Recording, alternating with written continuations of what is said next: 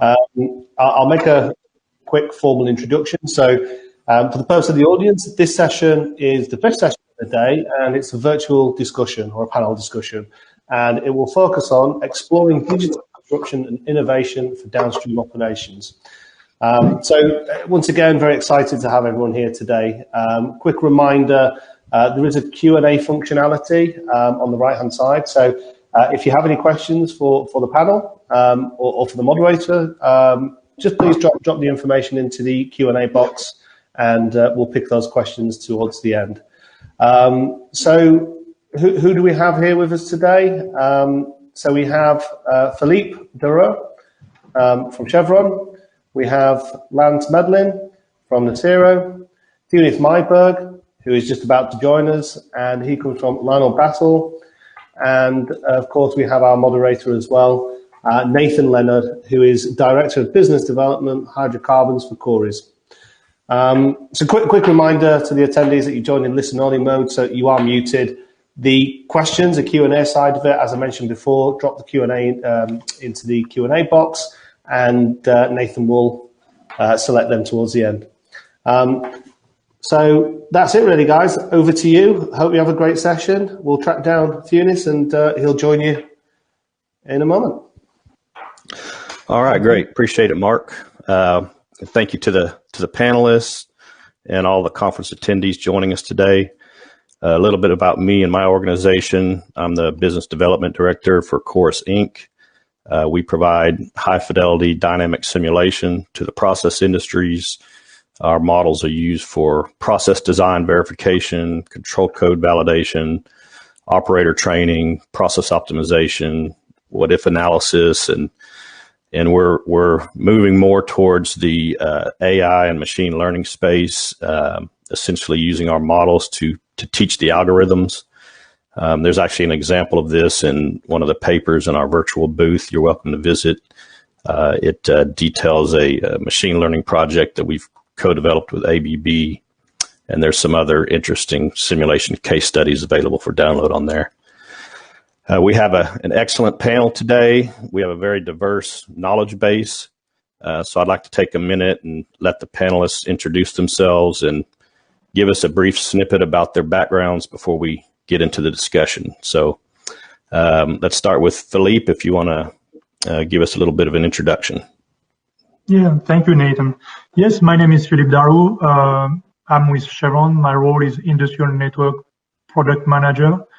And what it means providing infrastructure and network for field connectivity outside of the carpeted space and outside of the PCL environment. So in a nutshell, this is what I do. And Lance? Yeah, I'm Lance Medlin. I'm Director of Construction for Nacero. And I think my background is diverse enough to be dangerous in almost every area of expertise.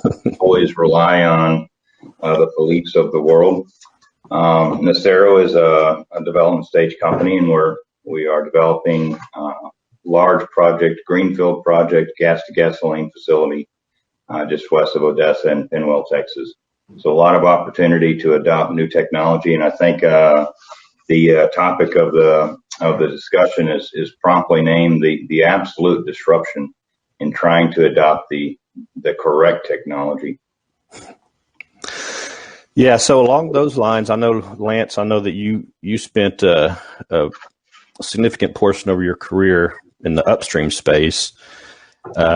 In terms of downstream, with so many sites being decades old, in some cases 100 years old or more, the upstream industry really has had a leg up on adopting new digital technology. So could you tell us what would you say are some of the important innovations and lessons learned by the upstream industry that could prove valuable to the downstream industry? Yeah, and this is something that we've talked about in large settings, and also kind of in smaller working groups, trying to understand where what lessons learned can cross-pollinate from one industry to another, or from upstream to downstream.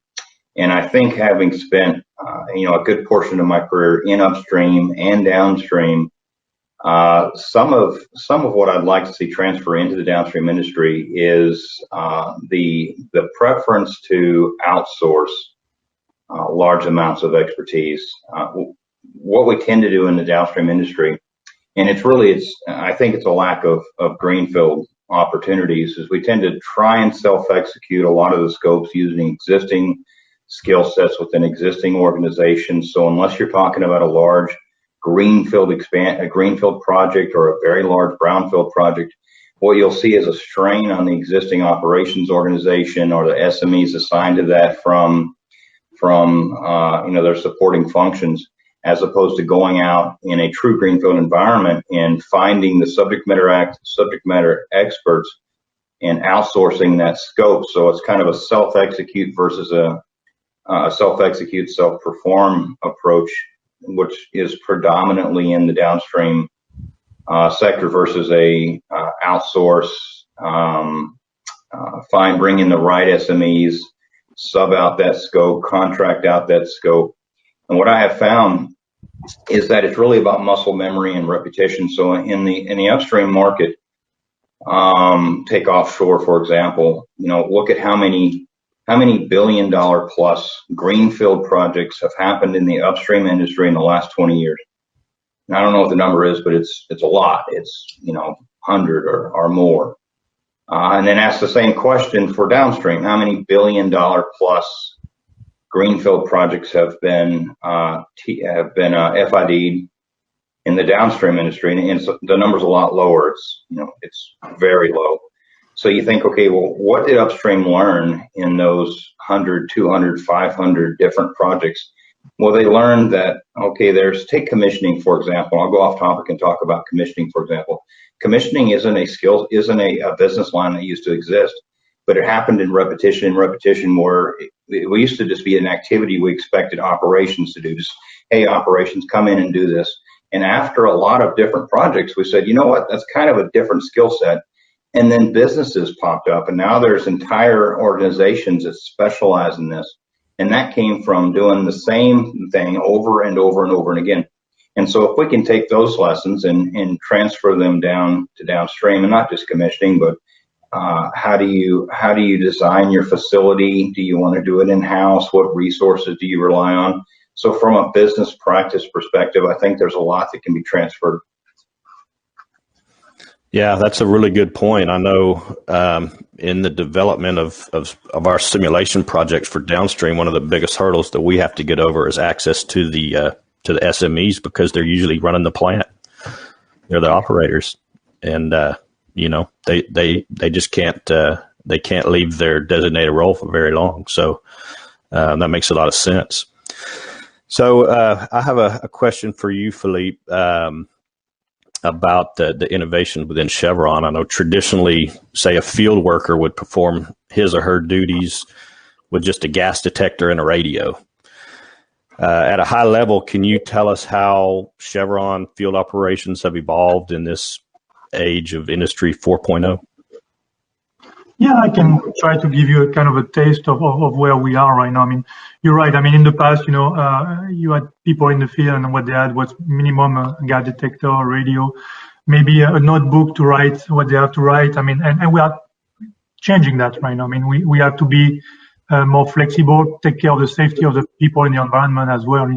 We want our workers to go home every day healthy and not having any incidents, right? So the idea is that to really leverage technology to enable a better, more efficient way of working. And to do that, you require a new environment. I mean, you will still have a gas detector because, you need it to protect yourself. But what you used to do on a piece of paper, and then you would go back to your desk, or even you might have a scanner and you go scan something, you still have to go back to your desk to enter the data. The idea now is to have the data at your fingertip when you need it. That's really the idea right there. So not only you can enter the data that you need to, but you can also visualize the data as much as you can. So the idea is really the future, really. I mean, that's what we're looking at, and what we're trying to implement is what type of application. It could be AR application. So I don't know if everybody knows, but We are a big user of HoloLens, for example. Mm-hmm. There's a lot you can do with a HoloLens unit. So and visualize as if it was right there. You could be in front of a valve that you have to work on, and it can give you the pressure, it can give you the type of valve, it can give you the tag that's associated with it. And if you have to repair it, you can also access the manual, or it can also kind of use it as a remote SME, for example, right? You can, you don't have to have all the SMEs we used to fly around the world to take care of some activities. Now, I mean, and we know it even more now with what happened with the pandemic, that we can work remotely, right? So instead of flying the SMEs around the world, you keep them in a safe environment, but they are there to help the people in the field. So a lot of those technology allow you to do that. So HoloLens is one of them. But if you think about it as well, any new unit like what used to be normally a smartphone is more than just a smartphone. It's a computer. It has all type of different radio between the Wi-Fi, the cellular, the Bluetooth, all these kind of things. And you can put application on them, GPS, for example, as well. And you can do so much more than you could in the past. It's just being cognizant of every time you do something, you need to have infrastructure in the background to support it. And every time you do something, you need to keep in mind that it's to be more efficient and to protect the safety of the people in the environment. That's really our view of it. You touched a little bit on the telecommunication aspect of it, and I'm going to ask you to dig into that a little bit more. But first, I want to recognize Tuanus Myberg, who's just joined us. Tuanus, if you could just give the attendees a brief introduction of yourself and a little bit about your background. Thanks, Nathan. So yeah, Tuanus Myberg. I'm with Lyondell in the digital transformation organization. Basically a mechanical engineer by background, but been working in oil and gas, chemical industry for quite a while. Currently running the manufacturing and global engineering portfolio globally for Lyondell for all of our digital transformation activities that's going on within the organization. Thanks for that, Tuanus. And I guess with a company the size of Lyondell, I'd be interested to know how a large company like that prioritizes its digital transformation initiatives, and what are some important aspects to consider, such as, is it repeatable? Can it be utilized enterprise-wide? Can it be leveraged for future add-on technologies? Can you speak to some of the things that LyondellBasell puts on a checklist of features that would need to be required for consideration? Absolutely. And just sorry for the background. I had to use my mobile device, being a little bit innovative on the digital transformation here as well. I couldn't get on with on my laptop. So the question really for us, whenever we embark on a digital transformation initiative, is there's a couple of questions that we really want answered. The first one is there a value case? And is that value case significant? So we do POCs and pilots at single sites and multiple sites because we've got US and European sites. So we try and do it in both of those regions, sometimes in Asia, and then we work through the value considerations for the actual initiative that we did. So whenever it's a single solution, single point type of thing, it's not going to make the list of what we want to do for a transformative type of initiative within the organization. So it's got to be scalable, globally scalable across the organization. If it's got value in one site, then you would think that value would be, significantly more if you can go and replicate that according to a blueprint across all of the other sites that we have within the organization. So value is key for us. Repeatable, blueprinted type of solution where we go and provide the same solution across the organization, understanding that there's sometimes maybe a little bit of localization required here and there, but typically there's a blueprinted type of process that we follow for global scalability rollout. So it's value. I think the other other thing is as well is the value needs to be measurable, and we actually do have a group within our finance organization that take everything that we say around value and go and measure that against a company standard that we've implemented within the organization. So we call it a value generation process that we have in the organization. So it's not just that if I say we're going to get value, everybody believes me and off we go. I got to make the business case to say that what is the value? How do we measure it? How would we know that it's sustainable? Because it's one thing to have it one time, but is it a sustainable value case? It's got to go and measure against the ROI of other engagements that we have within the organization. So digital is not just, it's not a blank check. So we work through the process of it's got to be self-funded as much as possible. And when we say self-funded, it's based on the value case and the ROI. So, those are the types of things that we typically look at. And as I mentioned, it's not a single site type of thing for us ever. It's got to be scalable across the enterprise. The value needs to be there and it needs to be measurable.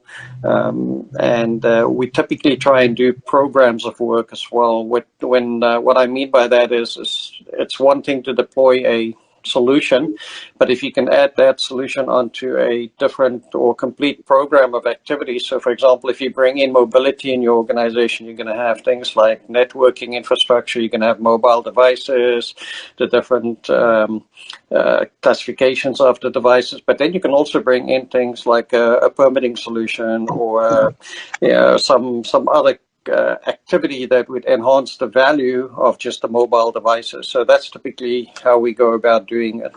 Hope that helps. Yeah, thanks for that. And that's a good lead into something I wanted to ask Lance with his experience across so many different parts of the industry. Digital tools are very often segregated between operations and the commercial side of the business. And Tuanus, you touched on the fact that digital solutions need to be utilized in industry or enterprise-wide as much as possible. Lance, can you point to any examples of where it would make sense for these tools and operations and the commercial side of the business to talk to each other? And what kind of mindset changes would an organization need to make to develop these collaborative tools? Yeah, so it gets a lot. At no point does it become easy, but it's a lot harder in an operating environment. So in a brownfield environment, trying to implement these new add-ons, new business or operational practices, it's not impossible, but it's a challenge. It's very difficult. But even in a greenfield environment, when you're trying to plan this stuff out, one of the gaps that we've identified, throughout the years of trying to put greenfield projects together is the gap between the DCS and the ERP. Mm-hmm. So your operational control system and your commercial control system. And it hasn't been something that we have found self-corrects. It requires a manual roadmap where you have to go in and decide, okay, well, what is the ERP that you're choosing to operate the facility or the business? What is the DCS that you're choosing? Where is the exact interface? Is it the data historian? What information feeds from the historian to the ERP? There's also a lot of functions, say terminal ticketing, for example, where there's more than one option. This could be a module from the ERP. It could be a module from the DCS. It could be independent of both and communicating to them. So the only solution that I have found to date to address this is to bring SMEs from normally that wouldn't be engaged to a little further on development of a project, bring them upstream and participate in the feed or the initial setup of those business systems, the initial setup of the DCS and how that information is routed. So a lot of the SMEs that don't get engaged, whether it be operations or maintenance, populating the CMS, those guys might not get to participate quite as early up in the process or the selection process as I think they have to now. So when we're putting our projects together now, we actually have those SMEs full-time assigned during the feed process. where I think traditionally they might have missed that opportunity. Yeah, you used the term cross-pollination earlier, and I think that's a good adjective to what you're describing there. You get people from different parts of the organization involved in parts of the project, parts of the operation that aren't necessarily part of their core function, but that they have a stake in an indirect way, and get those teams communicating. It can only be beneficial to the project. Philippe, let's talk about connectivity. Chevron's operations, of course, they vary tremendously in terms of geographical location, and access to traditional data transport methods can vary widely. Can you elaborate on some of the technologies Chevron uses to overcome these obstacles, and discuss the scalability and manageability issue for replication in the future? Yes, I can try to. And Chevron is a global company, so we have upstream, midstream, and downstream operation. So today is more concentrated about downstream. Downstream is really, almost the most difficult place to work in terms of connectivity, because we wish we could put copper or fiber everywhere, but it's quite expensive to do. Mm-hmm. So we have to rely on wireless technologies. And not all wireless technologies are created equal. But I would say that each and every one of them have an application. You just need to make sure you deploy what makes sense for your environment. And I know, typically in the process side of things, you're looking in the wireless side, it would be wireless out ISA 100. But it's changing, right? It's changing now with Industry 4.0. It's changing where there are a lot more technology availability. Every time, at the end of the day, what you need to look at is your use case. What are you trying to accomplish? And again, that's a dialogue, and I think that's what Lens was talking about when you talk about SME and cross-pollination. You have to have a dialogue with operation folks, with the IT folks, with the OT folks, to better understand what are you trying to accomplish. In terms of technology, they are the big ones. You're looking at typical cellular technology, could be public or private 4G. In the future, we're looking at 5G already, for example. It could be wired Wi-Fi. It could be when you don't have a choice and there's nothing there, you also go to a VSAT solution, for example. There's a disruptive technology we think that's coming, which is a LEO satellite constellation.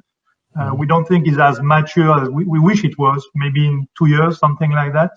And also there are a lot of other technologies that are used more in the IoT, Industrial Internet of Things, which also disrupt the environment right now. By putting IoT sensor, you can deliver a lot more data that was not available before at a lower price point. And those technology, that's what we call low power wide area network. That enable you to put a sensor in the field running on battery and get the data that you need when you need it. Make it much easier to deploy anything in your environment, because again, on the downstream side, some of the plants, the refinery, they've been existing for 100 years. Some of the copper cable has been pulled 40 years ago. Can you rely on that in a critical environment? No. So you have to be ready to do something, and brings a redundancy as well if it's a critical environment. So again, be cognizant of what's available to you, understand the use case, talk to the right folks, and put it together this way. In a greenfield environment, it's much different, but in a brownfield, that's kind of what you have to look for. So Nathan, if I may, I want to add a few things. If you're okay with that, with Lyondell as well, we've similar situation, right? We've got facilities that are like dog old, and then some that are really, really new. So we have a wide variety of types of equipment and ages of equipment and things like that. And so the whole thing around connectivity has been a large topic of discussion within Lyondell for quite some time. And I think we did what probably everybody else has done before is you try and go to a vendor and you tell him, come to the site and do some sort of a connectivity analysis and tell me where I have wireless and where I don't, and where I have cellular and where I don't. And they charge you $1 million per site, right? So it's that's what we found. And it's eventually we came to the realization that that's probably not the wisest use of our money. And so what we've been doing is we've actually done a lot of this work ourselves now recently. And the way that we do it is we take our turnaround schedule. Right now we look at our turnaround schedule, and we also look at some of our mobile deployments, some of the digital transformation initiatives that we have that's going to use a mobile device. And we then make sure that we take our connectivity and just run ahead of either the turnaround or the mobile deployment of some transformative type of thing. And what we're typically just doing is we just going to the sites and asking them, okay, where do you think you're going to require the connectivity for the turnaround, right? Which units are you going to be working on? Where are you going to have your contractors? Where are you going to have your meetings? All of that stuff. Okay, this is where we need it. And then we talk to the digital transformation deployment teams. And okay, where are you going to be? What are you going to be doing? Where are you going to do it? And then we take a plot plan, and we just go and we've got technology that we're using right now that we know exactly by antenna type what the coverage is that we can get. So we just overlay that on our plot plans, and it's I think it's like, I can't remember exactly, but it's like $15,000 or $17,000 per antenna that you need to go and pay, and then you bring in a little bit of cable, and you get a vendor to come and put it in for you, and then we just play with that, right? It's much cheaper than $1 million a pop for an analysis and evaluation. And what we've also found, very interestingly, is if you put the antenna, what everybody thinks is you want to put the antennas as high as possible to get as much coverage as possible. Not really always the case, right? Because if you go and look at some of our facilities on the manufacturing side, refineries, there's such a lot of metal roofing that you can call it metal roofing, right? There's just so much metal around the place. We found that if you actually put it just below, like a pipe rack, for example, you actually get a lot more coverage at the ground level, right? If you need coverage at the higher elevations, then it's a little bit of a different. But if you're looking at coverage on the ground, if you bring it underneath that metal stack, if you want to call it, then you actually do get quite a great deal of coverage for a single antenna. And so we overlap these antennas, and we can probably light up a site of fairly large site for about $100,000 quite easily. And so we've gone completely away from this whole thing of taking Verizon or T-Mobile or some sort of a vendor to come and do the evaluation and then the analysis for us. So we just found it to be very cost inefficient. Yeah, that's interesting how sometimes, just small steps can have a transformative impact, and they don't have to break the bank. Exactly. Yeah, absolutely. So, that discussion was about connectivity, and I have a pertinent topic to bring up with what we saw with this Colonial Pipeline hack. So with increased connectivity comes the need for increased cybersecurity. I guess for the panel as a whole, what kind of steps does the industry need to take to protect our infrastructure from these malicious attacks? And I'll hand the floor to you first, Philippe. What do you have to say on the cybersecurity? That's a wide topic, right? Yeah. Even before taking step, I think the most important is really being able to identify your assets, know what you have before, because if you don't know what you have, you don't know how to protect it, right? So the first thing is to know your assets and then classify them. You have to be able to look at which type of risk for each type of asset you have, which one are critical, which one you really need to look at. And that's the first two steps you need to do. Then after that, you follow the different standards that are available. I know we work with NIST standard for sure, and making sure that everything we put in the environment would not create any kind of cybersecurity risk. So any type of equipment or device we will put in the environment needs to be tested before we even do it. So we test it in a lab even before putting in it operation.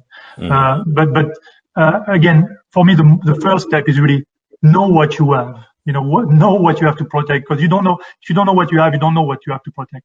Mm-hmm. Yeah, really good point. You have to have a solid inventory of what you have in place existing already. Absolutely. Any feedback from Tuanus and Lance on that topic?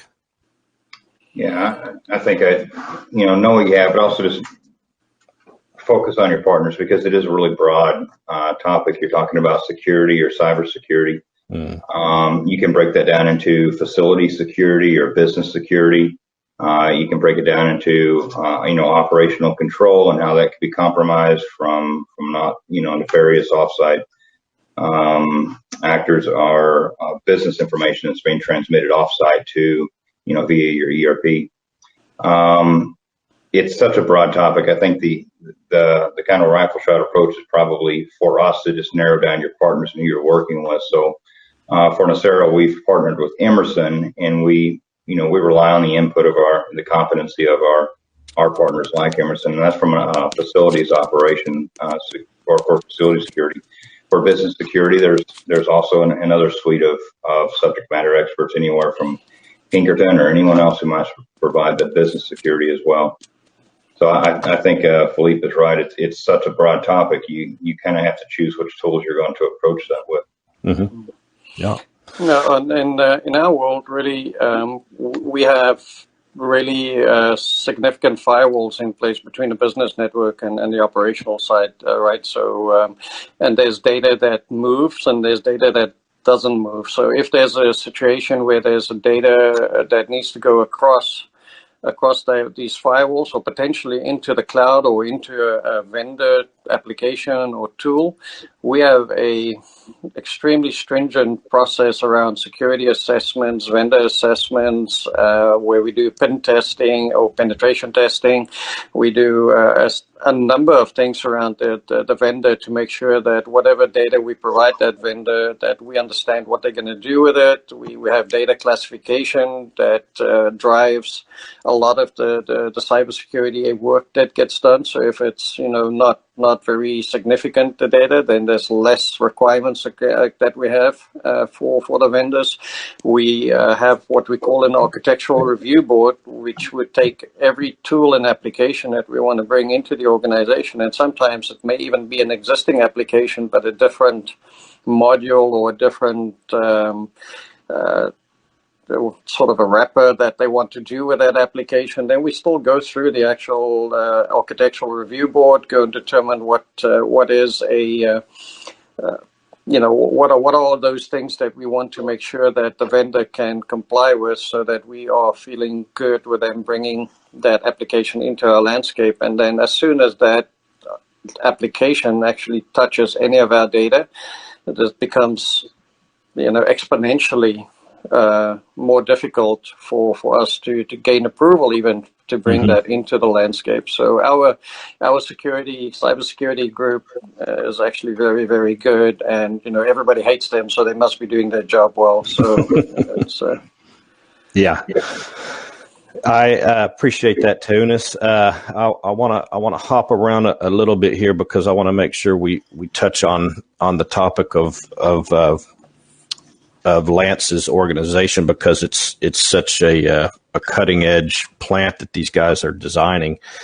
Nacero has 3 sites being planned right now, and they're very advanced in terms of green technology, using natural gas as a feedstock, that would normally be flared, producing zero sulfur gasoline, designing the plant to run on 100% solar and wind, incorporating carbon capture.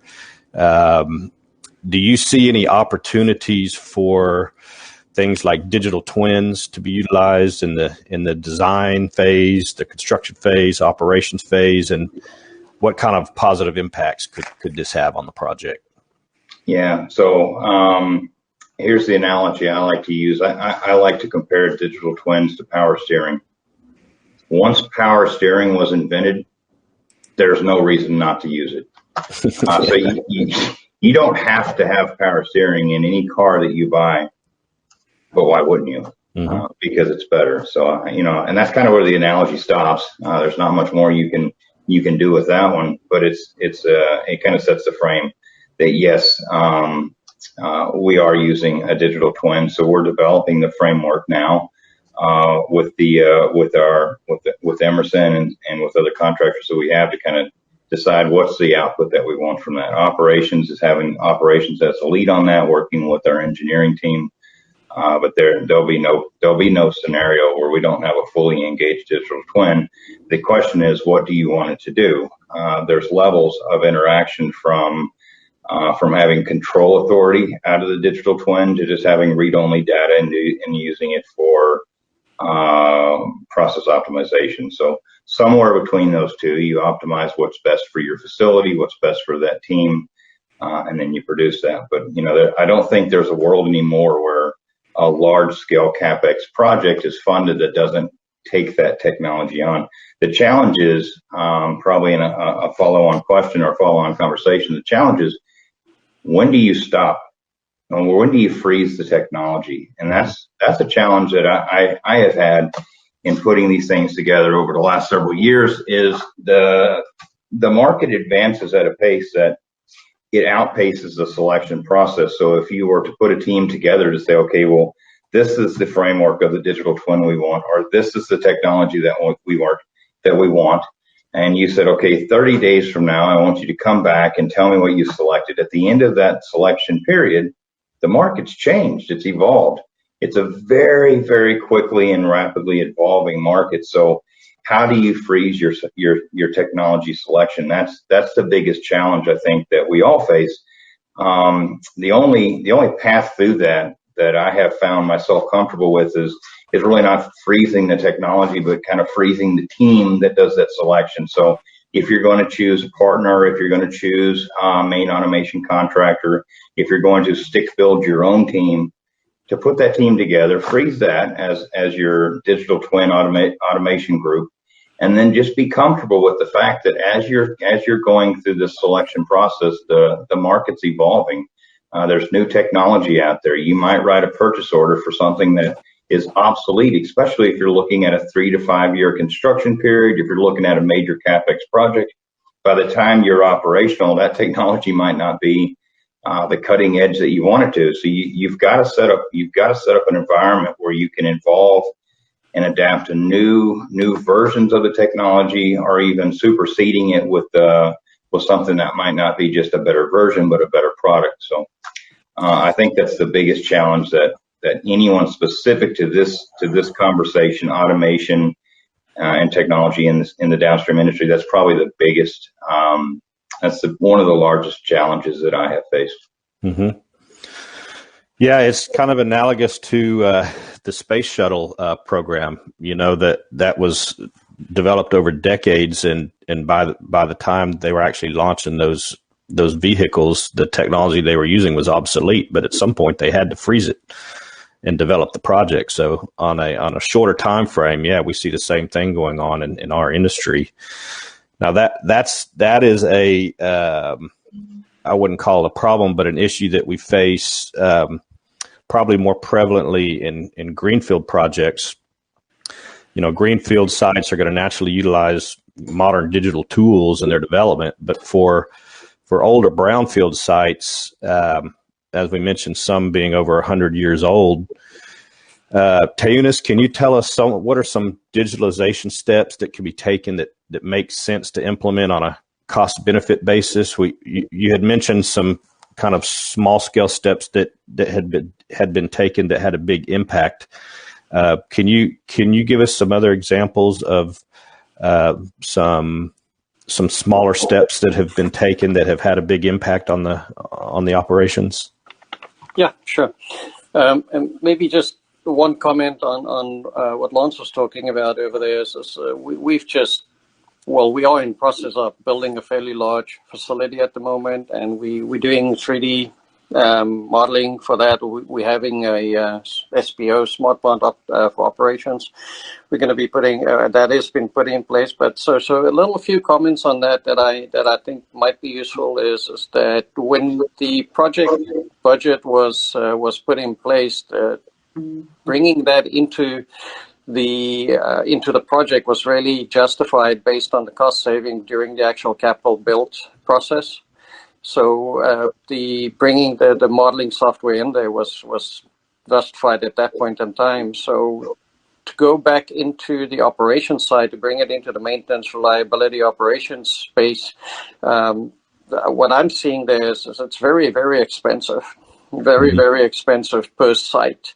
And I guess time will still learn us or teach us, what the actual benefit would be for that, to bring it into an operating unit fully fledged the way that we will be. So we'll know a little bit more about that in I guess a couple of years. And the thing that I'm pushing a little bit because of the age discrepancy, going back to the age discrepancy thing, is to start looking at potentially smart PNIDs across the organization, to start use that as an entry point into an eventual fully fledged, 3D digital twin type of initiative across the organization, but start with the smart PNIDs because of the age discrepancy of the sites.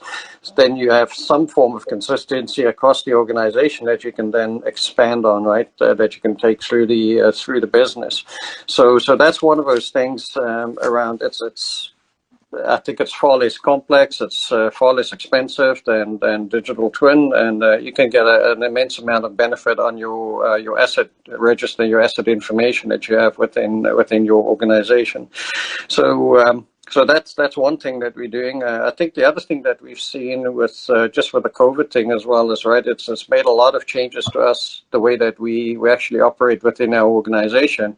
So previously, if we had startups, JVs, we do a lot of JVs. So if we had JV startups and new builds and things like that, and they weren't in the Gulf area, we would send a whole team of folks over to go and do the startup. So what we've been doing over the last year or so is we've done a lot of that remotely. So we've provided, mobile devices, mobile access. We've built some tools and processes that we can now assist a crew that's busy with a startup in China. We can sit in Ferrara in Italy or here in Houston at our technology centers, and they can walk us through the startup process, so we can help them and talk them through what needs to be done in very efficient manners. So we've had a couple of very efficient startups over the last year. Very, very highly complex facilities. We've done a significant amount of HSE evaluations across the organization using the same technology, where we've done the walkthroughs using that. We've taken a lot of 3D, call it digital scans, and we've built those out for the turnaround organization, where we've then used that for the planning process, so you can actually see physically what the site looks like. So typically what we've done before, and we still do, but less and less, we've had a large team of folks that would go to the site somewhere in the boonies somewhere, and they would spend 3 months over there to go and do the planning. So right now, we provide them with a scan, and they can go and do a great amount of the planning using the scan, and then just go back to the site and do a walkthrough, even using a mobile device, right, to go and validate some of the assumptions that they've made for the planning. So doing that, we have on our DCSs, we've now implemented call it a remote DCS capability, where we can go and look at the panel remotely. We've got probably about 6 or 7 different vendors in DCSs, so it's got to be pretty much vendor specific, but we do have that capability that we can go and look at a panel remotely. And, without having to go in, if there's somebody calls up and say, listen, I've got an issue, typically you would have driven in and looked at the panel, okay, made some adjustments and recommendations. Right now, the SME can be off-site, look at the panel and still tell them, okay, you need to do this, that, and the other based on what they can see over there. So not a lot of typical travel that needs to go into that space. We've also implemented custom work that we've done using Power Apps and Power BI around scaffolding, insulation, painting, abatement, where we look at the efficiency of contractors to see how well they provide services against the contract that we have with them, then we can go and use that information when we do contract negotiations with them again to say that, okay, you know what, based on the contract that we had the previous time, you were successful this much and or unsuccessful this much, and so therefore we want to go and change the contract with you.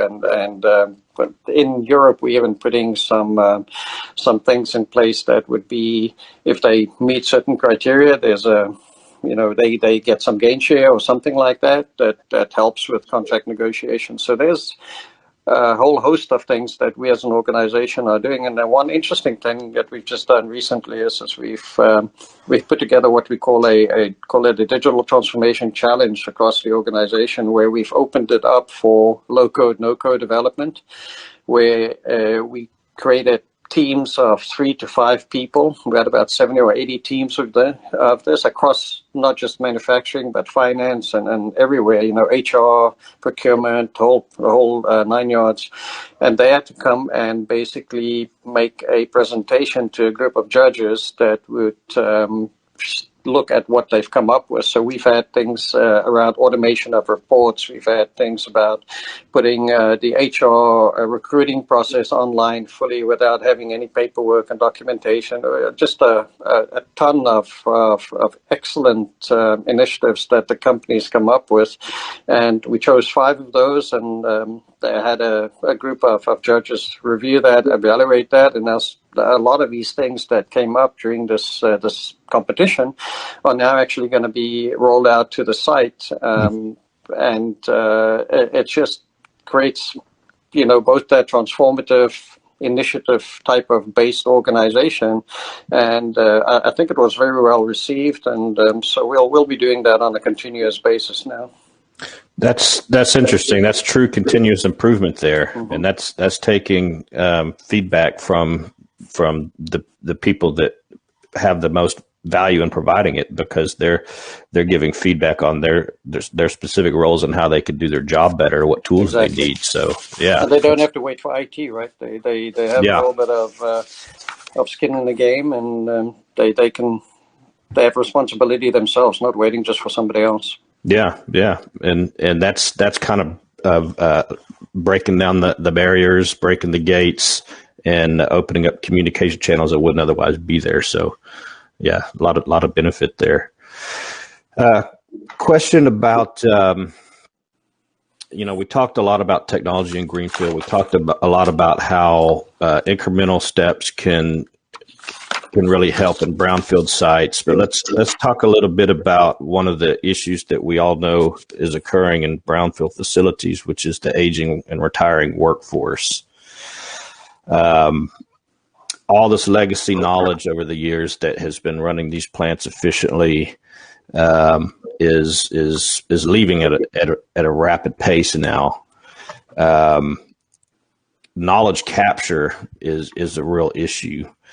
Can you as a panel discuss what are some steps that are being taken within your organizations to capture that knowledge, to make sure that it's being implemented with the newer workforce, and what are some of the tools that you guys are using to do that? I'll take a stab at it. I'll make a comment first. So the statement that that there's an age gap in the workforce. When I came into the oil and gas industry around 1999, I think the first thing I was told on my first job was, "Boy, you came into the industry at the right time, because there's a massive age gap." So I've been hearing this for about 25 years. Somehow, either it has delayed itself, or we've managed to make it through.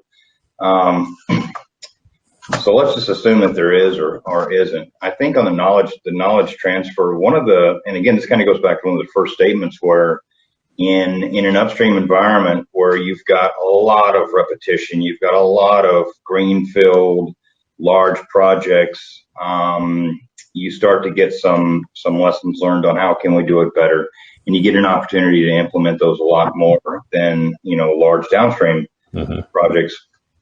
One of the areas is just documents for operations. So what we used to do in the end of the project, we transfer file cabinets over to operations, and we'd say, here you go. Here's all the information you might want.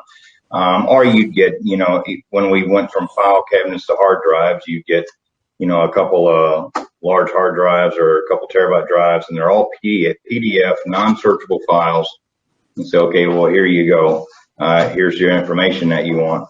We've gotten to a good practice now of, establishing documents for operations, early enough even into feed. So if you're entering into a lump sum contract, the contractor knows, okay, these are the expectations, and I can budget man hours to perform that work. Or if you're going to self-execute it, you know what type of information you want the vendors to supply when they're bidding the project, what type of vendor documentation you need, in which format. Is it a PDF? Is it native? Is it a native file? So we've gotten a lot better at not stabbing ourselves in the, and not shooting ourselves in the foot by just saying, okay, we want this information. We want it searchable, readable, in native format. We want specifically the turnover and completion packages put together in these formats with this set index or this set agenda. We want all this packaged together as documents for operations. So in a knowledge transfer way, we've kind of self-corrected ourselves. Now, it took 20 plus years to do that, and probably a lot of pain and suffering over the last 20 years of trying to find that one piece of vendor information that was stuck in a PDF that was, had an extra space on it, so you couldn't search it by a character search. The other thing is, I think overall in the industry, a lot of the tools that we're now using aren't so industry specific. A lot of the technology that we're using, we mentioned Power BI, for example. Power BI is used in other industries as well. Smart Plant is as well. And a lot of, outside of maybe some vessel internals that are specific to a process that only exist in the downstream industry, a lot of the tools that we use aren't that specific anymore. So when you're trying to, again, to use the word cross-pollinate, when you're trying to bring in other skill sets from other industries, it's not that big of a gap anymore as it used to be maybe 20 years ago when the downstream industry had, 20 or more years ago, when the downstream industry had a very, very, industry sector specific work practice, work tools, maybe even different than upstream, certainly different than midstream, and certainly oil and gas being different than automotive or pharmaceutical or residential. So I think just the tools that we use are based on, whether it be Word or Excel or any other common platform that's used, throughout the world, not just oil and gas specific, whether it be the tools we use or just our ability to self-correct our documents for our document transfer practices from project to operation. I think we've done a pretty good job of getting a handle on that, and it's certainly trending in the right direction. Mm-hmm. That's a really good point, and I think that as more technological innovation sprouts up within our industry, the gap between other industries is going to lessen because of all of the shared tools that we all use. So, and that might make for a more mobile workforce as well. Yeah. So we got 4 or 5 minutes left. We have a couple of questions. I see one here. This one was directed specifically at you, Lance. Do you recommend bringing SMEs from your company, or would those be outsourced on greenfield? That is. It depends on it depends on your access, or I guess how resource deep are you? Take Chevron for example. Chevron has I'll probably get the name wrong, Philippe. Is it Centers for Excellence or Center of Excellence? Yeah, Center of Excellence. So Chevron did well in setting up a function of SMEs that are available to be deployed on cost center specific CapEx jobs. If you've got that luxury, you can look at that. I think my point was that there are fields now that have developed entire business units, or there's entire businesses of SMEs for things that are so specific. It used to just be self-executed and maybe not with the best of results. So now the industry has provided us with. We mentioned the ERP, for example. So now there's an entire field of implementation contractors who, without them, I don't know how a greenfield company would implement an ERP. But this is something that we used to self-execute ourselves. We used to just do that ourselves. So now you don't have to try and go through that hardship. You can reach out to the industry and say, well, there's implementation contractors that can help me set this up, or there might be a not just a technical skill set, but a labor skill set that I don't have to try and self-populate inside my CapEx organization. So if you've got the luxury of being a really mature, large organization that has that resource, you might not have to go into the market. Or you might say that, hey, this isn't something that we keep on staff and can provide for the project. The other advantage of going to the market is that the market is constantly evolving, and so that I'm not saying that doesn't happen inside a mature organization, but it's driven by profitability and the ability to be the best in the free market. So there's definitely a competitive advantage out there. Well, I know that I would say primarily in the LNG space, but a lot of these up and coming projects are owned by investment groups that really don't have any internal SMEs, and all of those functions are outsourced and they're being done competently by third party groups. So the knowledge is there to fill those gaps. Mr. Mark, I saw you pop up on there.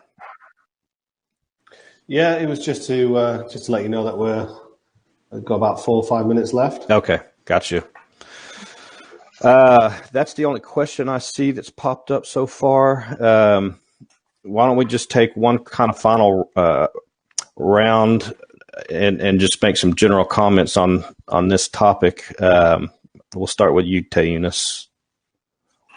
So just talking about the knowledge gap, right? So I think we talked a lot about the capital portion of that. So if we start looking at the operational side, I think what is happening in our organization, at least at the moment, is we tying knowledge harvesting to integrity operating windows, where we would have integrity operating windows with limits, right? Some sort of a limit that's set based on an operating condition, that if that limit is then higher or lower than, or the result is higher or lower than the operating limit, then we're looking at ways to capture that information, right? Why was it above or below the limit? What did we do about that? And then, by the way, we also want to have that available for a future event. If an event with similar characteristics actually do occur, then we want to be able to see what was done in that same event with a previous incident. So that's what we're working through now. We're going through tool evaluations, process standardization, figuring out how do we get that information on the panel or on the board, rather than in a documentum solution that's out there where there's a governance document or some sort of a process document that's hidden that nobody actually knows where it is or even where to find it or anything like that, right? So we try and put that information at the hands of the panel operator or the technician or somebody that's going to be using that information. So that's what we're typically trying to accomplish at this moment. So in integrating knowledge harvesting, knowledge guidance with integrity operating windows and the such. Well, it sounds like you guys have a clear roadmap on one of the major issues that's a byproduct of the technological age that we live in now, which is what to do with all this information. How to make it searchable, how to make it conditioned, and how to make it available for proper use. So that's only going to increase. So now there's whole departments that are leveraging that data and organizing it in a way that it can be useful. Very good discussion. 30 seconds left. Any final thoughts from the panel before we wrap up? I think a message to the industry to just finish up all the digital innovation and then stop improving for a while, so the rest of us can catch up and actually put some of this into practice. Well put. Well, hey guys, I really appreciate and I enjoyed the visit with you, and I think there was a lot of great information that came out of this discussion. Thanks again. Thank you all. Thank you. Thank you. Thank you. Thank you very much. So yeah, that concludes the session. So thank you very much to all of the panelists, and special thanks to Nathan as well for moderating. It was a very insightful session.